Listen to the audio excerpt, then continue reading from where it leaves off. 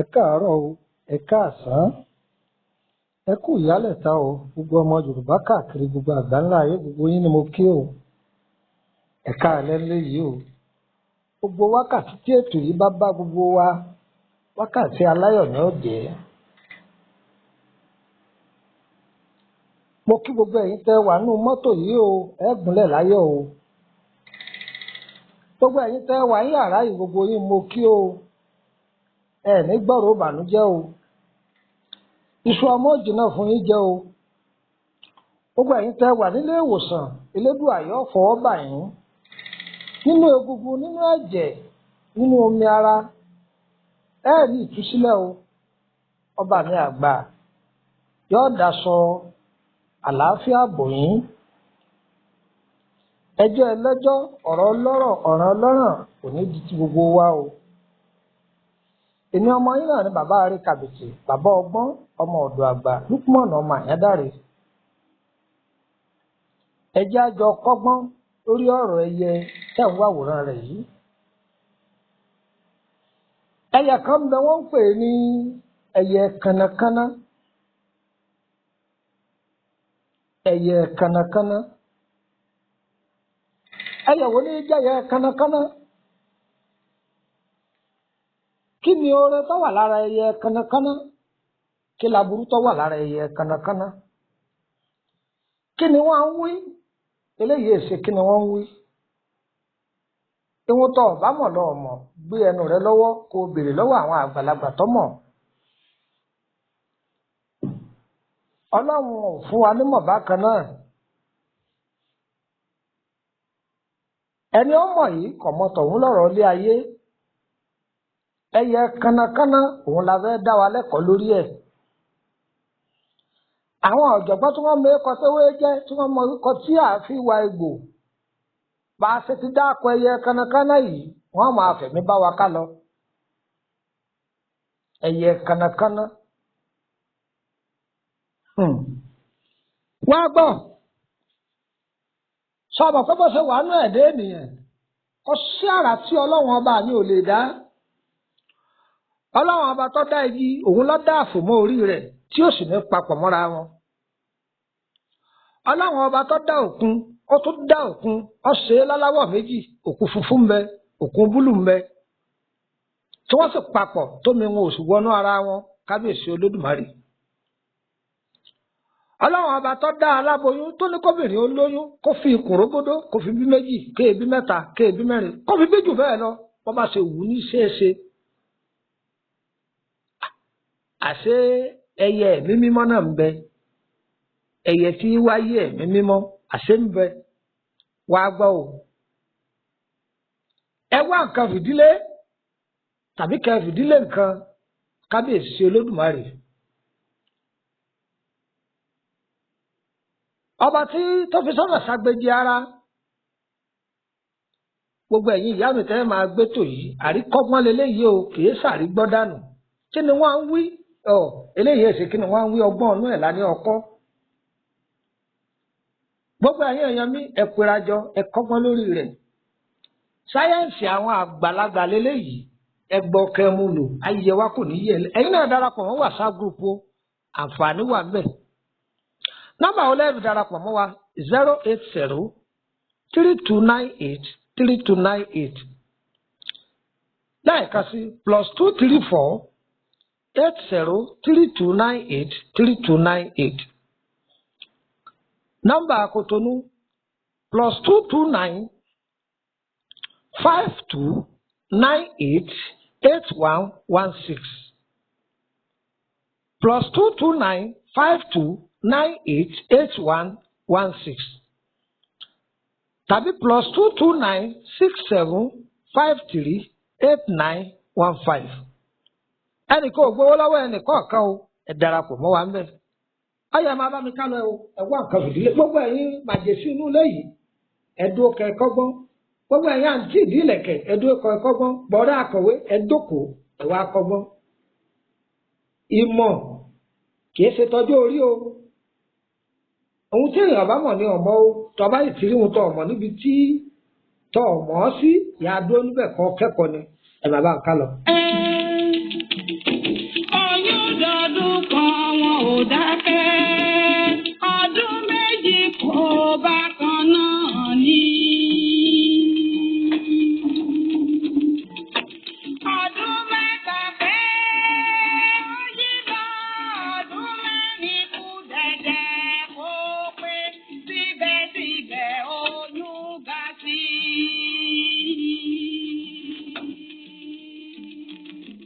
oyún ga sí ọmọ ò wáyé.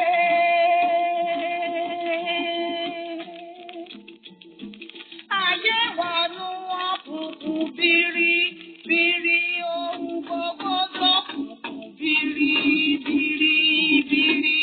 Kí ni mo ṣe? Kí ni mo ṣe? Kí ni mo ṣe?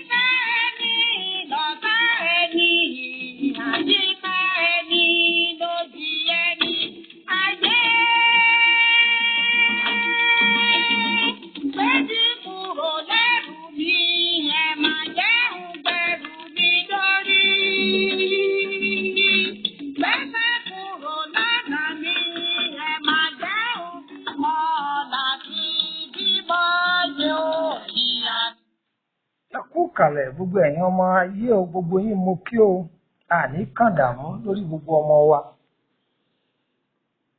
gbogbo ẹ̀yin obìnrin ayé ò ní dè yín àdìtúlà àdìyọ̀ bóṣọ olébàdìyọ̀ wọ́n tu bàjẹ́ elébàdìyọ̀ wọ́n tu bóṣọ olébàrà rúlọ́jà yóò tu bàjẹ́ elébàrà rúlọ́jà yóò tu ayé ẹ má dì mí n ò ṣe é dì ẹnìkan fẹwé ẹgbàá pọ́nrú ayé ò ní dè wá. àtidéwé kílẹ̀ ẹ̀rí mi ṣe lónìí o àṣẹ pọ́nrú àṣẹ pọ́nyọ̀ o ọmọ eke bá gbégi eléra yóò gbé jùlẹ̀ bàgbàlagbà bá gbégi eléra yóò gbé jùlẹ̀ wọ́n ní bàbá gbọ́pọ̀lọ́ bàbá jọ̀pọ̀lọ́ tí ọ̀jọ̀ kọ̀ǹkọ̀ à á gbé jùlẹ̀ ni a bá ti fọwọ́ gbàgbé pa eléyìí ọ̀pọ̀lọ́ ni eléyìí kọ̀ǹkọ̀ ni kọ̀ǹkọ̀ lọ́ náwó mú ọ̀gbọ́dọ̀ náwó mú kọ̀ǹkọ̀ ọ̀gbọ́dọ̀ náwó mọ́pọ̀lọ́ ayé ò ní mú wa o. ẹyẹ kánnakánná ṣé nínú ayé yìí náà bẹ́ẹ̀ ni ẹ ò gbọ́ rí. ẹyẹ kánnakánná jẹ́ ẹyẹ kan tó jẹ́ ẹyẹ abàmì ẹyẹ yìí kì í yé o kì í yẹ́yin.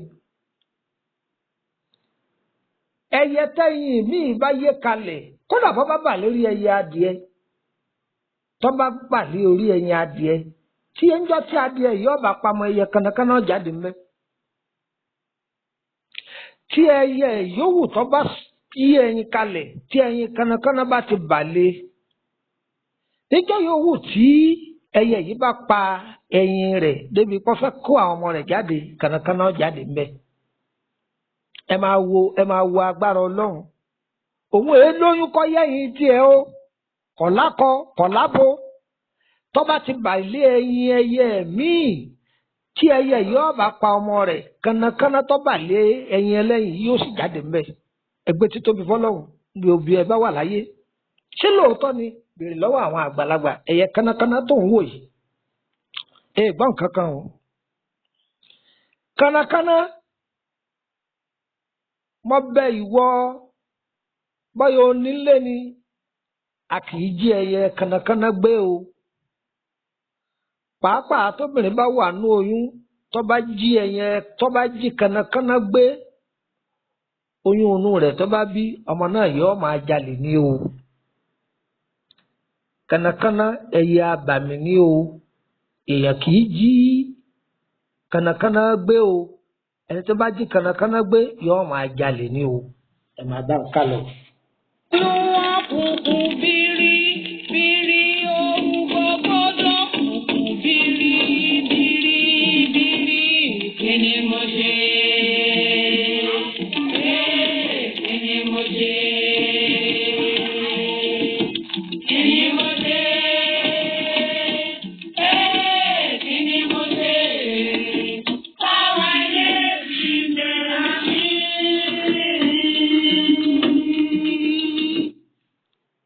Lórí kànnàkànnà ìkànnà ni kànnàkànnà àwọn àgbà ọdẹ wọn ní àṣírí kan tí wọn máa ń ṣe wọn lọ wá aṣọ funfun yóò ṣe déédéé ankasifu àbí ankasifu ìnujú tàbí máa nujú yàtọ̀ àwọn bàbá wa ń lo òkè wọn ní ankasifi ìnùjú tàbí ìnùjú wọ́n wá aṣọ pélébé kọjá aṣọ funfun ìlàjì ọ̀pá wọ́n wá dà sí méjì àwọn ọdẹ wọ́n wá du ẹyẹ kànnàkànnà yìí wọ́n fi ẹ̀jẹ̀ rẹ̀ sí ara aṣọ funfun yìí wọ́n tọ́jú ẹ̀ pamọ́ kí ni wọ́n fi ṣe ọ̀rẹ́ ọmọ wọ́n fi ṣe àṣírí ńlá ni o tí wọ́n bá mú ẹ̀jẹ̀ ẹyẹ kànnàkànnà tí wọ́n bá fi sí ara aṣọ funfun wọ́n tọ́jú ẹ̀ pamọ́ tí ó ti gbẹ ǹjẹ́ ọmọ yìí pé obìnrin tó bá wà ní oyún ò gbọ́dọ̀ fojú kan ẹ̀jẹ̀ rẹ̀ oyún náà yóò wálẹ̀ ni tí ó bá múra dáadáa oyún inú rẹ̀ yóò wálẹ̀ ni ẹ̀jẹ̀ ẹyẹ kànnàkànnà tó bá wá kàràǹgídá yìí pé àti bí ọmọ obìnrin ọ̀fẹ́ lè díẹ̀ yàtọ̀ sí pé bóyá ọ̀rọ̀ rẹ̀ jẹ mọ́ iṣẹ́ abẹ bóò làwọn àgbàlagbà ṣe lo aṣọ yìí wọ́n rẹ aṣọ yìí sómi tí wọ́n bá rẹ sómi wọ́n wá yọ wọ́n gbé omi yìí fún obìnrin tí ọmọ mú tàbí tó wà lórí ìkúnlẹ̀ kíá ọmọ náà sì wálẹ̀ sáyẹ́ǹsì àwọn àgbàlagbà ni tí ọba lọ́wọ́ kankan mí nú pé bóyá nǹkan kan ti ṣẹlẹ̀ sọmọ nínú àbí pé ipò àlàáfíà ìyá ọmọ ó le díẹ̀ pé bóyá wọn ní wọn ó ṣiṣẹ́ fún ṣùgbọ́n tó bá jẹ́ pé àwọn òjijì fìrí ni wọ́n wà lábẹ́ ọ̀rọ̀ rẹ̀ àwọn àgbàlagbà á máa lo sáyẹ́ǹsì yìí fún ọmọ náà ó sì wálẹ̀ kò ní yíwọ́ fún gbogbo wa kànnàkànnà eléyìí jẹ́ abala kìíní tẹ́ ẹ̀kọ́ gbọ́ ń tún bọ̀ ẹ jókòó ẹ má tí ì dìde o ń bọ̀ wá o bàbá rẹ̀ kàbìtì náà ní o. Oyún dọdún kan wọn ò dákẹ́, ọdún méjì kò bá kan náà ní. Ọdún mẹ́ta pé ó yí lọ, ọdún mẹ́rin kù dẹ̀dẹ̀ kó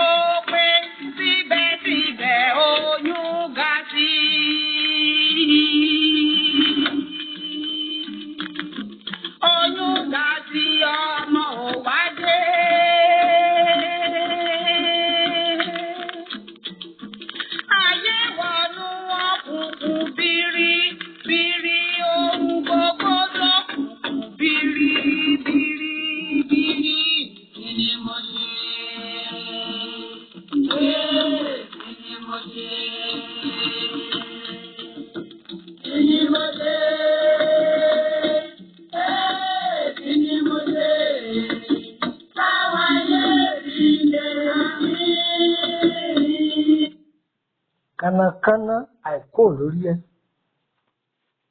àṣírí ni. Àwọn àgbàlagbà wọn a máa lo ẹyẹ kanakana tí ọ̀nà bá dí wọn a máa lo ẹyẹ kanakana. Báwo ni wọ́n ṣe lò? Wọ́n wá kanakana tó bá pé à á lo gbígbẹ rẹ̀ o, à á lo tútù rẹ̀ o, à á lo àyè rẹ̀ o. Àwọn àgbàlagbà wọ́n mú kanakana tó bá jẹ́ pé ó bá lo nǹkan jíjó wọ́n kó ságbádá, wọ́n kó ewé ọ̀là bò ó, ewé ẹ̀là wọ́n kó bò ó. Àwọn ewé tá à ń wí yìí àdá pé ìwọ tó bá wà ní ìlú Kútọ̀nù tó bá mọ̀ bí wọ́n ṣe ń pé ko ewé yìí lọ Abẹ́òkúta ní tòkúkọ lọ́ọ́ rà á o. Ibi wọ́n bá gbọ́ Yorùbá lèmi tí ń sọ̀rọ̀ ń wèé ṣègùn. Kété pé a wá fi àǹfààní kan sílẹ̀ ẹ máa wá béèrè pé ewé yìí ẹ máa sẹ́ndì àwòrán rẹ̀ tó bá jẹ́ ègùn tó gbọ́ Yorùbá rẹ̀ kọ́ síwèé tàbí kọ́ lọ play fídíò yìí fún ẹni tó bá jẹ́ ewé ọmọ tó jẹ́ Yorùbá kí wọ́n gbọ́ sétí kí wọ́n sọ wọn pa ewé tí jẹ́ bẹ́ẹ̀ ní ìwé ṣègùn débi pé màá lọ fèdè ègùn sọ ewé ìwé sì ṣe Faransé wọn gbọ́ Faransé lẹ́yìn tútàlẹ̀ lẹ́yìn bọ̀nsúà tí wọ́n kọ́ mi èyí mo gbọ́ nìyí kò jù bẹ́ẹ̀ lọ o. Má bí mi lédè Faransé pé ẹ̀kọ́ lédè Faransé mi ò gbédè Faransé o. Tọ́ ewé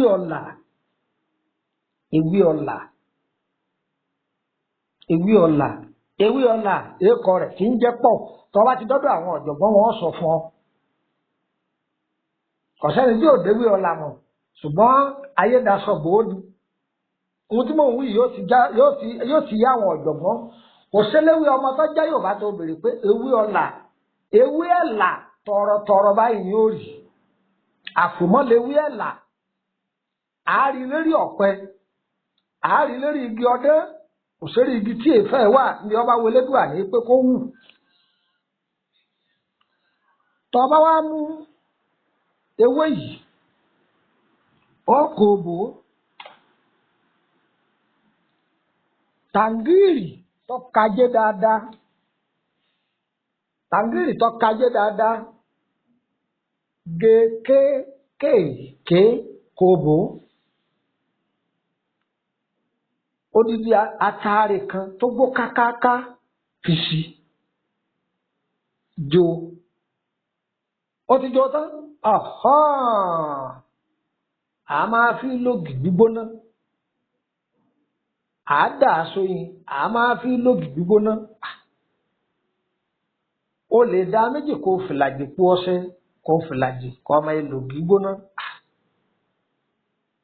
àlejò titun yóò sì máa bá ọ tó bá jẹ́ òǹtajà àbóníṣẹ́ ọwọ́ ọ bẹ̀rẹ̀ sí ní máa gba iṣẹ́ titun lásìkò tó o bá ń lo iṣẹ́ yìí ṣùgbọ́n o obìnrin tó bá wà ní oyún kì í lo iṣẹ́ yìí o má kó bára rẹ̀ obìnrin tó bá wà ní oyún kì í lo iṣẹ́ yìí o má kó bára rẹ̀ ìwọ tó bá jọkùnrin náà rí i pé o ò ní máa súnmọ́ ìyàwó ilé rẹ̀ lásìkò tó o bá ń lò ó torí tó o bá súnmọ́ tó o bá lóyún má kó bá kọ́mọ tí òbí ọmọ náà dolè. Ọ̀pọ̀lọpọ̀ àwọn èèyàn mọ iṣẹ́ tí mò ń wí yìí ṣùgbọ́n ewu tó wà ń bẹ ọ̀pọ̀lọpọ̀ ọ̀mọ́ ewu tó wà ń bẹ òun ni mo fàyọ fún ọ yìí o. Wàá gbọ́ ọ̀nà kejì rèé. Tó o bá mú ẹyẹ kánnakánná yìí wá ewé ọ̀là àtẹwé ọ̀là pẹ̀lú odidi àtàwúré o lè lọ́ lẹ́rọ sọ di páúdà dàá sóyìn máa fi mògì gbígbóná ọ máa rí àánú gbà ṣùgbọ́n ẹ̀yin sisi iṣẹ́ ìléwu fún yín o àwọn àgbàlagbà ló dáa fún o wọ́n tó bá jẹ́ sisi jìnnà sí o ọ̀pọ̀lọpọ̀ èèyàn mọṣẹ́ yìí ṣùgbọ́n ewu tó wà lẹ́yìn rẹ̀ wọn ò mọ̀ o àṣírí ni ẹ máa mú orí òkèèrè wá fún yàn gbogbo ẹni tó bá lò ó yóò bá wọn ní ara mu o kò ní ṣòro o àmọ́ tá a bá fẹ́ di í létí débi pé tọmọdé tàgbà ó lò ẹ fi àìdán sí bí òdu àìdán onígun ẹyọ kan lọ ẹgẹ kéékèèké ẹ dá sí kẹ pò pọ̀ ó lè jó ẹ lè fi síbi oníjíjó ẹ lè fi síbi onílílọ ọmọdé náà lè lò eléyìí kò ní ṣe nǹkan kan àmọ́ tọwọ́ bá fi àìdán sí ìwọ tọwọ́ bá jẹ́ sisi má lò ó ọmọdé má lò ó léwu o àdúrà wọ́n gbà o orúkọ mi ní Lukman ọmọ Àyádáre bàbá ọgbọ́n ọmọ ọ̀dọ̀ àgbà yóò yẹ wá o kò ní yẹ ẹ lẹ́ o àǹfààní lélẹ́yìí ó tọkùnrin àti tóbìnrin má gèrí òkú kan kì í mọ́ tí ó kú olókùú ó sinmi tọba ṣe léyìí ọ̀ràn lọ́wọ́ o ọba tí wàá lò tán ó mú ọba jẹ́ mùsùlùmí máa ṣàdúà ọba jẹ́ kìrìsìtẹ́nì máa ṣàdúà ó sì máa rí ìyípadà rere gbogbo wọn ń ṣiṣẹ́ fúnra wọn ní àdúrà wọ́n gbà o nọ́mbà wo lẹ́lẹ́ háàdì wá sí ní WhatsApp group torí pé ètò yìí ní WhatsApp group ló ti já ìwọ tó o bá ní ètò yìí lọ́wọ́ máa yẹ dáa gbọ́ kọkàn fi sínú fóònù rẹ kọ́ máa dáa gbọ́ ìwọ náà pín fáwọn èèyàn kí wọ́n ṣàdúrà fún ọ ibẹ̀ nìkan ló yọ̀ǹda rẹ̀ ìwọ náà pín fáwọn èèyàn kọjá àǹfààní báwọn náà oore kọ̀rọ̀ ọlọ́run ní oore tí ó hàn tí gbogbo ayé ò rí ògùn ayé gbogbo wọn sọ̀rọ̀ sókè pín kí gbogbo èèyàn ṣàdúrà fún ọ tẹ́bá fẹ́ jọyìn wa ní WhatsApp group nọ́mbà tẹ́ fi jọyìn wa ní o 08032983298 fáwọn ayéyìn tẹ̀ sí Nàìjíríà +2348032983298 akíbá àwọn ọmọlẹ̀ má wà ní Nàìjíríà bọ́yẹ fẹ́ pè +22952988116 ẹjọ́ tó wúlẹ̀ ẹ̀kan sí +22952988116 +22967538915 bọ́yẹ fẹ́ tọ́jú ara jẹ̀dí ni ìtọ̀ dídùn ni nǹkan oṣù ń yọ̀ ni kò ṣe dáadáa ní àbí nípa ọ̀rọ̀ àkọsẹ̀ ẹ kàn sí wa fẹ́ mọ̀ nípa àkọsẹ̀ kí ayé rẹ̀ kàn sí wa èyí tágbé ara ìwé àti bùbáká ń rọ̀ àṣọ fún èyí tí ẹ bá ti ṣe tiwa pẹ́ ọ̀rọ̀ olóyìnbó lélẹ́ ẹsẹ̀kẹsẹ̀ láti sọ fún pé ọ̀dọ̀ olóyìnbó ni ọmọ àlọ́ ayẹ wa o kò ní yẹ ẹlẹ́ fún wa o ó sì wà nílùú ìsẹ̀mẹ́kọ́jí o àdúrà yẹn ó gbà o ire kàbìtì kọ́ máa yí lu gbogbo wa.